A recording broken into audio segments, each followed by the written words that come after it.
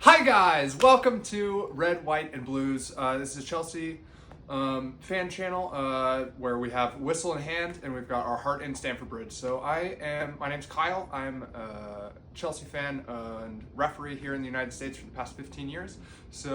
I would love to welcome you here to my channel to where we're going to go over match previews, important moments during the game, reflect on the match afterwards to see where the team can improve, who played well, give out some red, yellow, and blue cards for positive, worrying, and negative moments throughout the match, and much more to follow. So stay tuned because here we go.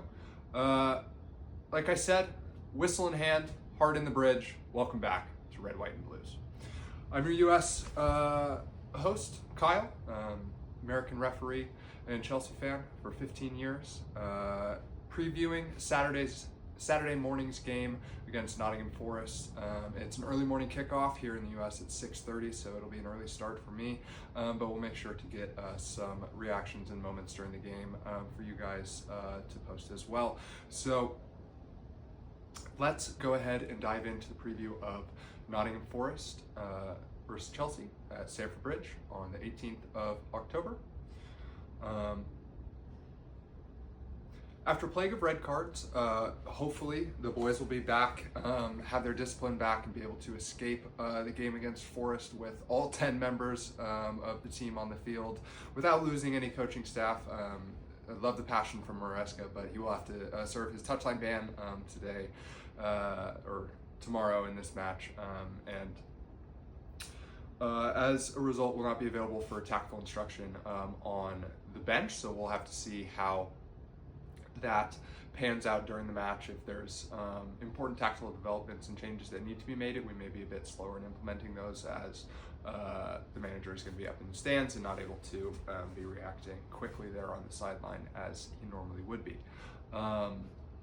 Will Ange Postecoglou be able to keep his job? I know he was just appointed, but there's already been talk of Marinakis being unhappy with him here in this first international break. So we got lucky. There's no new manager bounce for Forest yet. Postecoglou is still in place, so will we be able to take advantage of a floundering system that he's tried to implement to Forest here into the start of his tenure. So let's dive into it.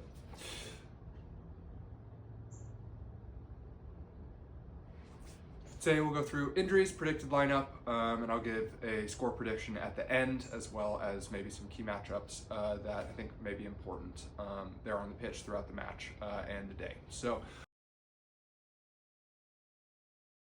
team news for Chelsea, important news. It looks like Cole Palmer is still going to be out for another 6 weeks following Maresca's press conference, so that's going to be a big loss for the team. We'll need to see how the boys can cope with his absence. We'll need to look to creators like João Pedro, Buonanotte, who we have on loan for the season, could provide good coverage in this area. We've of course got Esteval, the teenage sensation, on the right, and players like Garnacho, Bino Gittins, Tyreek George will have to pick up some of the extra load, especially given this longer prognosis for the absence for Palmer.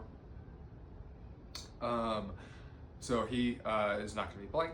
Enzo Fernandez was withdrawn from international duty with knee inflammation, so there's some doubt there. I know in the press conference as well, he was mentioned, as well as Caicedo and Pedro Neto, as players that weren't practicing in the lead up to this game. Similarly, Caicedo was also rested internationally due to a knock that he had, so we'll need to see if he plays. It'll be a big absence in midfield if we don't have Moises. They're mopping up everything.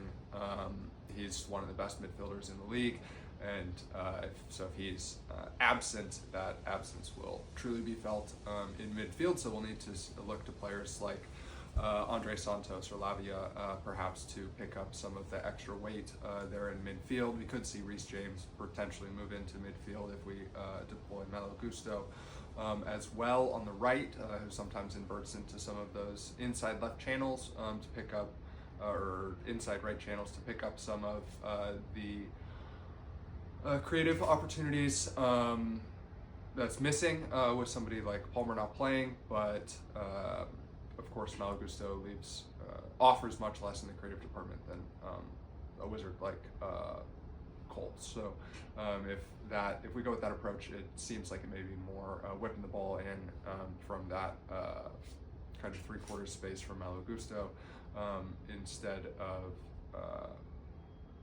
someone like Palmer taking up those spaces and providing a more creative outlet. In the defense, Badiashile looks like he's going to be out until December as well, suffering from a muscle injury. We do thankfully have Chalaba and Achimpong and Fafana are all back and current. They're available to be selected. So that's a boon. We'll need to see how the back line lines up. I think it will probably be Reese, Chalaba, Achimpong, and Cucurella. That would be my guess for a back line, but we'll need to see with Badiashile going out. That's another left-footed center back out, so we're just left to right footers, so we'll need to see who's going to do the covering over on the left-hand side. Of course, you can play a right-footed center back or right-footed left center back, but it's more natural, of course, to have the left-footed option there, which sadly is unavailable to us at this present time. Forest has a couple injuries. Zinchenko and Ola Aina both appear that they will be out with muscle injuries. And then Murillo is also potentially a doubt with another thigh injury. Good news for Forest fans, Elliot Anderson is back in training, should be expected to start. So that's a big boon for their midfield. He's been an important player for them so far this season, so it's good for them to have him back. For Forest, I think the predicted 11 will probably be something like Sells, Savona, Morato, Milenkovic, Nico Williams, Dominguez, Anderson, Ndai, Gibbs White, and Callum Hudson-Odoi, and of course Chris Wood up top. For Chelsea, I think we'll of course have Sanchez in goal, even though he's a bit frustrating sometimes. He's our best option. Jorgensen hasn't proved to be able to carry the weight in the couple appearances that he's had so far this season. In front of him, like I said, I think it'll be James, Achimpong, Chalaba, and Cucurella. If Caicedo doesn't play, I think we may see a midfield of Lavia and Santos, with Buonanotte in front of them, given the injury to Palmer. And then potentially Garnacho and Estevao on the right, or potentially Pedro Neto. I know he was mentioned as being not training in the lead up to this game, so we'll need to see if he does play. I know Estevao featured for Brazil in the international break, so could need to watch his energy levels and fatigue. Of course, Callum Hudson-Odoi, former Chelsea player, has returned to the bridge, could be heavily charged with emotion, and we could see some fireworks there. I think that could end up being one of the important matchups throughout the match.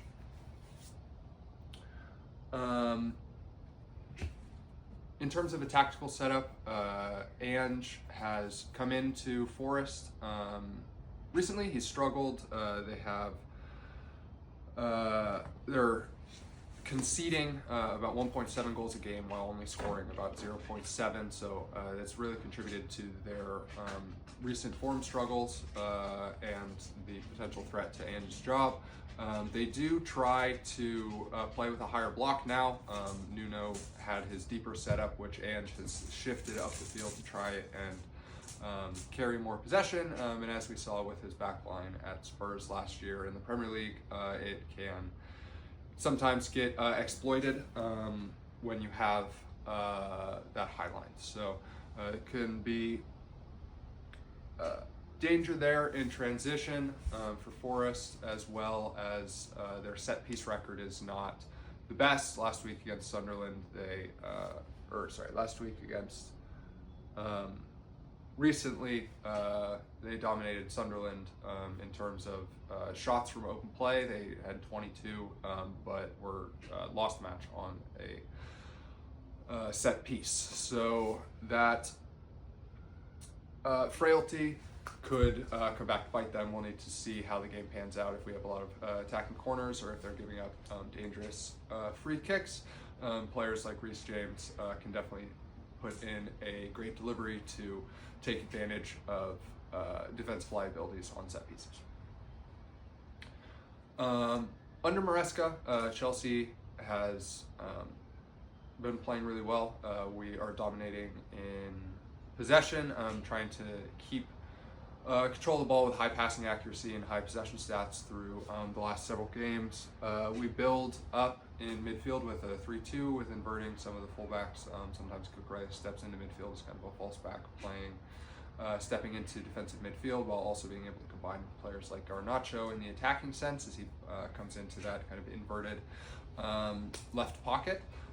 Similarly, Malo Gusto will, if played, inverts on the right, and Reece James also is known to step into midfield at times to help with the build-up. The lack of Palmer, of course, will hurt some of our build-up and link play, so we'll need to rely on some of our other creative players like Estevao, João Pedro to play to carry some of that load in the creative sense. As previously mentioned, Maresca is serving his touchline ban today, so we'll need to see how that affects the tactical development of the match and our ability to adapt to changes given his lack of presence on the sideline. It'll be one of the assistants like Willie Caballero who will be relaying instructions to the team. I would expect to have a pretty in-depth tactical game plan at the start of the match, as Maresca can provide that before we get started. But then as we progress deeper into the match, it'll be interesting to see how the game develops.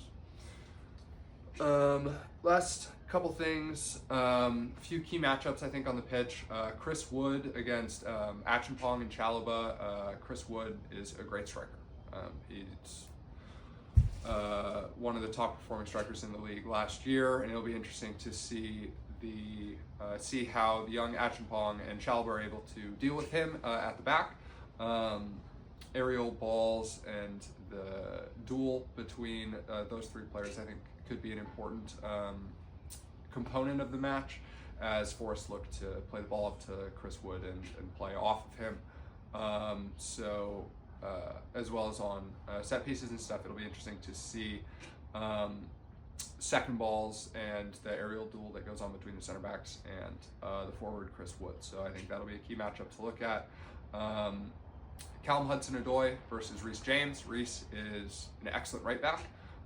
We know that Callum is very quick in transition. He's good at cutting inside from his time at the academy. So if Reece is pushing up too high or inverting too far into midfield, there could be options and space in behind for Callum Hudson-Odoi in behind Reece. So it'll be something that, again, Acheampong likely and Chalobah and Reece will have to keep in mind as we transition into build-up play, to not overextend and leave too much space in behind for players like Gibbs White and Callum Hudson-Odoi.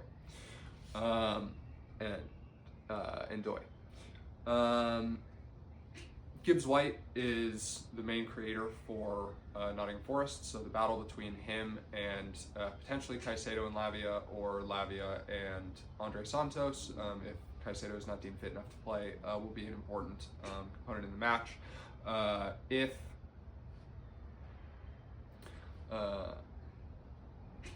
If Caicedo is not playing, I think that there will be a lot of work to do there in midfield for Andre Santos and Lavia in order to keep somebody like Gibbs White quiet. He's good at drawing, and he's good at drawing fouls cleverly. So they need to be disciplined when they go into tackles and when they press on the ball in order to not give up too many attacking set pieces in dangerous positions. Ndoye on the right is very quick, so as Cucurella looks to extend up the field and push into his more attacking phase as a wingback, or as he looks to invert into midfield as more of that central defensive midfielder. If he pulls too far out of position, again, that could leave space in behind for Ndoye to exploit. So as we look to the tactical framework and positioning the match, we just need to make sure that we take those things into account to not create too many easy open opportunities for Forest to get in behind us. I would expect Chelsea to dominate the flow of the game with possession, and for Forest to press pretty aggressively and kind of overload potentially the outside areas of the pitch. So if we're able to bypass that first press and transition quickly, I think there could be opportunities for our wingers and forwards to exploit with the high line of Ange and that initial pressing system if we can beat that first press. If Chelsea are able to get an early goal, I think that'll help solidify our ability to maintain possession and control that flow of the match. If Forest are able to get some scrappy early goal, we could see dynamics change as Chelsea look to press more on the front foot. So I think it should be a good game. I'm going to predict 3-1 to Chelsea. I think that Chris Wood and Callum Hudson-Odoi and Morgan Gibbs-White will come to play and look to get in on some of the lack of discipline that we've seen so far in the season, especially amongst some of our defensive players. Look to capitalize on poor touches and stuff, so we'll need to be clean with our receipts of the ball. But I think 3-1 for Chelsea feels right. We've got the depth and quality to edge out the match, but I think that Wood and Callum Hudson-Odoi and Morgan Gibbs-White will come with things to prove, and especially Callum Hudson-Odoi, having left Chelsea, may come feeling he's got a bit of a chip on his shoulder and something to play for, so he could be an important player in the match.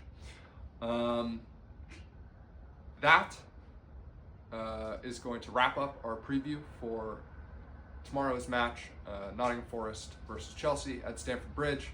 We've got the whistle blown. That's a wrap.